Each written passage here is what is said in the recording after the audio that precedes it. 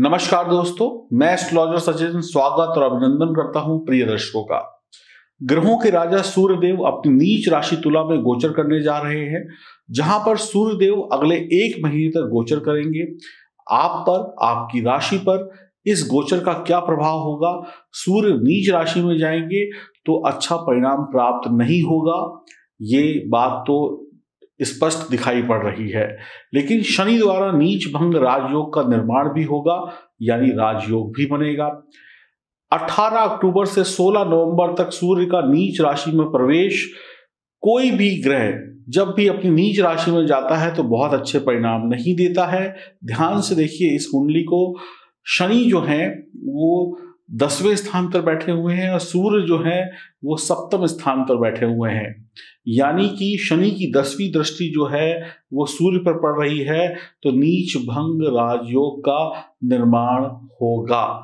शनि मकर राशि में होंगे, शनि की 10वीं दृष्टि सूर्य पर होगी। इसका अर्थ हुआ शनि द्वारा नीच भंग राजयोग का निर्माण करना। इसका अर्थ हुआ सूर्य अब नीच का प्रभाव नहीं देंगे, नीच भंग राजयोग के परिणाम देखने को कम मिलेंगे। अधिकतर मामलों में सफलता प्राप्त होती हुई दिखाई देगी सभी राशि वालों को। किन राशियों पर अधिक प्रभाव होगा? जिनको सूर्य या शुक्र की दशा महादशा चल रही है, जिनका जन्म चित्रा, स्वाति या विशाखा नक्षत्र में हुआ है, जिन लोगों की राहु केतु की दशा चल रही है, वो लोग थोड़ा सावधान रहें। वीडियो में उपाय भी बताऊंगा। नीच भंग राजयोग यानी पहले परेशानी, उसके बाद उस परेशानी का अंत होना, यानी पहले दुख बाद में सुख का मिलना, यानी पहले नीचता होगी फिर वो भंग हो जाएगा। सूर्य राजा हैं, शुक्र जो है विलासिता है। अगर कोई राजा विलासिता के चक्कर में पड़ जाए या विलासिता में डूब जाए तो अपना राज का चौपट कर बैठता है। इसीलिए सूर्य तुला राशि में नीच के होते हैं। तो ये एक जानकारी थी जो आप समझ गए। अब जानेंगे आपकी राशि पर इसका क्या प्रभाव पड़ने वाला है। और आगे आने वाली है दीपावली। क्या इस दीपावली में सूर्य देव की कृपा से काम बनेंगे या नहीं बनेंगे? क्या उपाय करने चाहिए? आइए विस्तार पूर्वक जानते हैं। ये जानकारी चंद्र राशि और नाम राशि पर आधारित होगी। तो वृश्चिक राशि वालों के लिए सूर्य 10वें घर का स्वामी है और खर्च और विदेश यात्रा के घर यानी 12वें घर में यह गोचर होगा। आप अपने व्यक्तिगत जीवन और पेशेवर जीवन में इस समय में बहुत अच्छा परफॉर्म नहीं कर पाएंगे।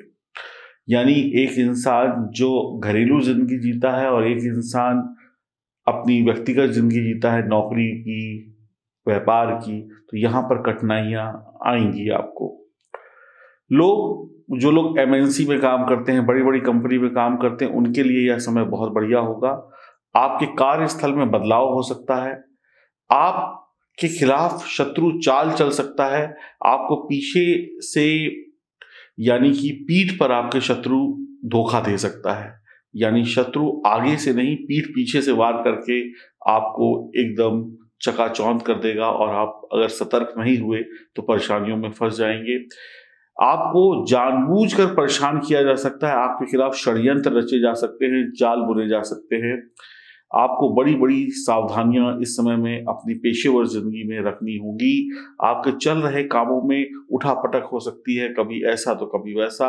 आप अपने द्वारा लिए गए जो भी निर्णय होंगे, जो काम होंगे, उनको ठीक तरीके से ना कर पाएं, इसमें शत्रु कोई ना कोई व्यवधान डालता रहेगा। कड़ी मेहनत के बाद भी आपको पहचान और इनाम दोनों चीजें नहीं मिल पाएंगी, यानी मेहनत व्यर्थ जाती हुई दिखाई पड़ रही है।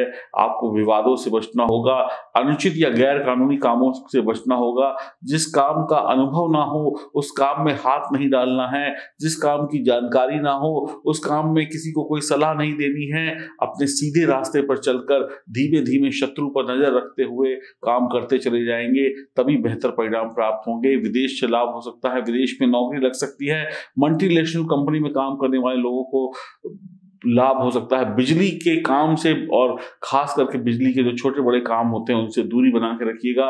ईमानदारी रखें, पिता से संबंध अच्छे बनाएं, पिता की सेवा करें, पिता का पूरा ध्यान रखें, खर्चों को बढ़ने से रोकें। बीमारियों पर खर्चे बढ़ सकते हैं, अचानक से विदेश यात्रा के रास्ते खुल सकते हैं, विदेश के जो रुके हुए अटके हुए काम है वो अचानक से बन जाएंगे। इस समय में जो एमएनसीज वगैरह में काम करते हैं या जो लोग नौकरी करते हैं या जो लोग सरकारी नौकरी करते हैं उसमें एक बड़ा बदलाव होता हुआ दिखाई पड़ रहा है। यानी कि नौकरी करने वाले व्यापार करने लगे, व्यापार करने वाले नौकरी करने लगे, या कई बार इंसान किसी फील्ड में एक लंबे समय तक काम कर रहा होता है। मान लीजिए आपने एमबीए किया और आप पिछले 10 सालों से किसी कंपनी का मैनेजमेंट देख रहे हैं और अब आपने एकदम अपनी ट्रेड बदल ली और आप किसी ऐसे फील्ड में चले गए जो आपकी लाइन से बिल्कुल मैच नहीं करती है। तो ऐसा भी परिवर्तन देखने को मिल सकता है। इसमें हालांकि आपको प्रॉफिट ही होगा, यानी कि व्यक्ति अपनी लाइन यहाँ पर चेंज कर सकता है। आपको आपके जो सीनियर अधिकारी हैं, जो वरिष्ठ अधिकारी हैं, इनकी डांट खानी पड़ सकती है, इनकी बातें सुननी पड़ सकती हैं, यानी दबाव में काम होगा।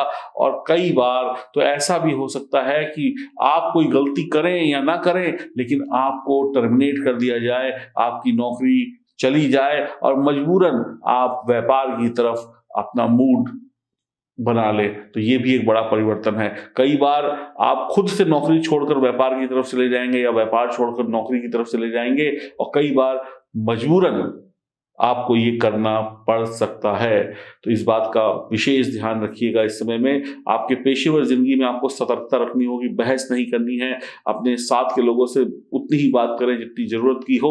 राजनीति से बचें, षड्यंत्र से बचें। जो लोग व्यापार कर रहे हैं उनको व्यापार में कुछ नया करने की इच्छा है तो कर सकते हैं। आपके व्यापार में विदेशी व्यापार अगर जुड़ता है तो आपके लिए बहुत ही शानदार रिजल्ट हो सकता है। काम धीमी गति से होगा लेकिन मुनाफा अच्छा होगा, इसलिए धैर्य बनाकर रखे रहिएगा। आपको सलाह देता हूं कि आप एक लंबी यात्रा की दूरी से बचें, क्योंकि इस अवधि में यात्राएं कष्टकारी और हानिकारक साबित होंगी।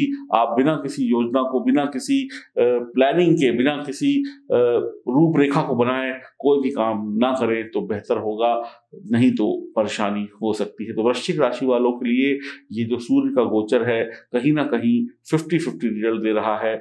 शत्रु की वार होगा, शत्रु से परेशानी होगी, लेकिन बड़े परिवर्तन भी होंगे, और बड़े परिवर्तन कई बार आपकी इच्छा से होंगे, कई बार मजबूरीवश भी आपको बड़े परिवर्तन करने पड़ सकते हैं। और इन परिवर्तनों का जो रिजल्ट होगा वो बेहतर होगा। तो आप सभी लोग हनुमान जी की उपासना करें और मां सरस्वती की आराधना करें ताकि आपकी बुद्धि निर्मल बनी रहे। नमस्कार। क्या इस दीपावली आप ओरिजिनल साक्षात मां लक्ष्मी का पूजन करके अपने घर में खुशियां लाना चाहते हैं? क्या आप परेशान हैं? क्या अभी तक आपको मां लक्ष्मी की कृपा प्राप्त नहीं हुई है? तो ये ओरिजिनल मां लक्ष्मी का स्वरूप 7 मुखी रुद्राक्ष जो चांदी में मड़ा हुआ है, और इसके साथ में गणेश रुद्राक्ष, और उसके साथ में ये ओरिजिनल स्फटिक का बना हुआ श्री यंत्र, ये दोनों चीजें अपने घर में स्थापित करें, इनकी पूजन करें। और इसके साथ में ये ब्रास का यानी पीतल का कछुआ, और इसके साथ में 31 चीजें पूजन सामग्री की, ये सारी चीजें अपने घर में मंगाइए इस दीपावली में। और यकीन मानिए अब तक के जीवन की ये सबसे शानदार दीपावली होगी ओरिजिनल गणेश लक्ष्मी के साथ। L55 लिखकर व्हाट्सएप करें, जल्दी ऑर्डर करेंगे तो वक्त से चीजें आपके घर पहुंच जाएंगी।